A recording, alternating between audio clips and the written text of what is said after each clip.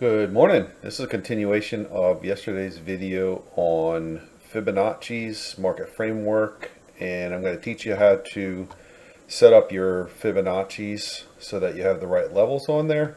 And I wanted to review the pattern on the pivots to make sure you understand that they can happen both ways, not just one way, but both ways. Meaning that if the pivot has been hit, then it can extend out to the targets, and if it starts up at the targets, then they can use that pivot as a magnet.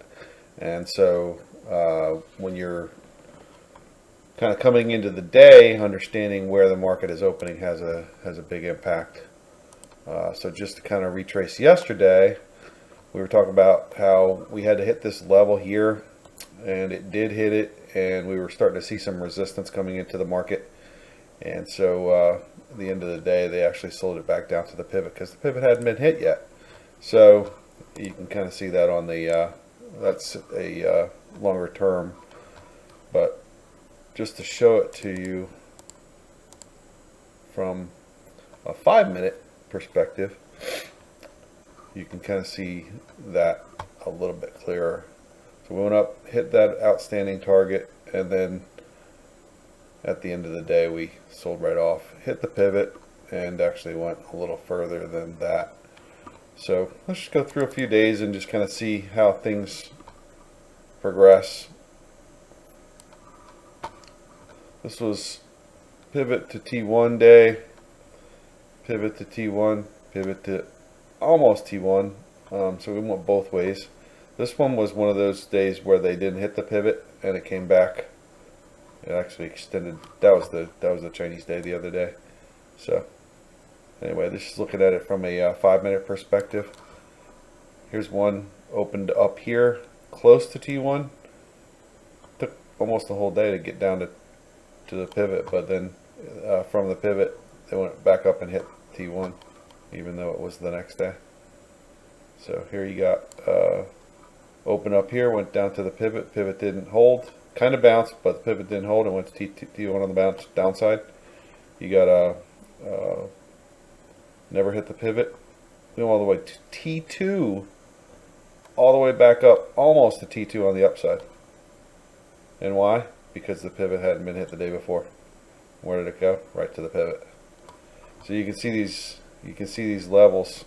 Here's one. Went a couple days, and it took a few days to get back there, but it went back and hit that pivot. It's just some normal structure there. Pivot to T1, pivot to T1, pivot to T1, pivot way past T2. There's another where is it? Right here, unhit pivot. Boom. Comes back the next day. 2 days later, sorry. And here's another one. Slammed right through it. One thing that I want you to notice is that when the pivot's not hit during the day, like here, that pivot was not hit. Came back for it. So you'll see this happen over and over again. So let's go ahead and go through that setting up of your Fibonacci's. So let's put up a new chart. Just brand new chart, nothing on it. Put on a Fibonacci price retracement lines. So take your Fibonacci from the bottom point, extend it up to this top point right here, that first one, and then just drag it all the way over, and you can see from the top of that point right in here all the way over to the end of the trend. And look what it does. It gives you the exact levels to go for, and it hits them to the T. The ultimate target was the 161.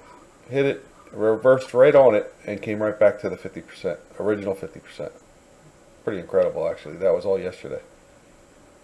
Well, it was actually from the day before. So, but anyway, look at the Fibonacci. You got 0, 0, and it lands in this sweet spot, which is 50% to 61.8%, and then you have all your extensions built in. So let me show you what those are.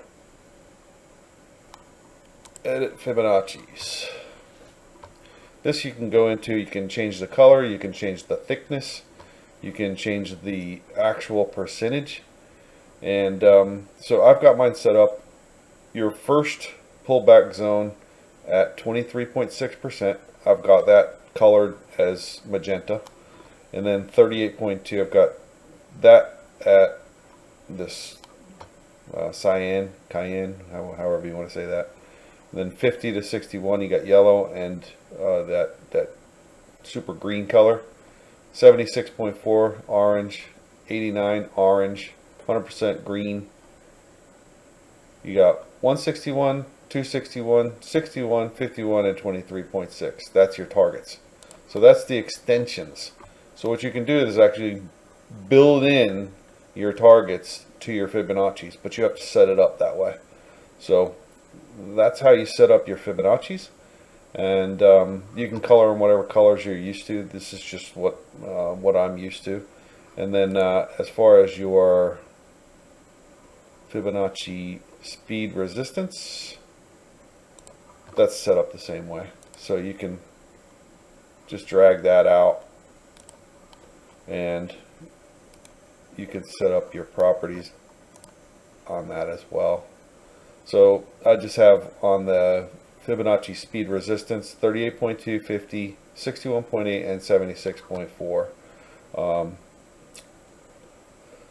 So that's how I use the Fibonacci lines, and what you can kind of see is that these 50 to 61.8 are legit lines. And some people even get into the cycles and whatnot that I have not forayed into too much. I just think they're just not as reliable. But these two tools I think are phenomenal, and you can use them over and over again. These targets just really consistent between 61 and 51% extension. There's resistance there pretty well. So like once it gets through this, you can actually see this.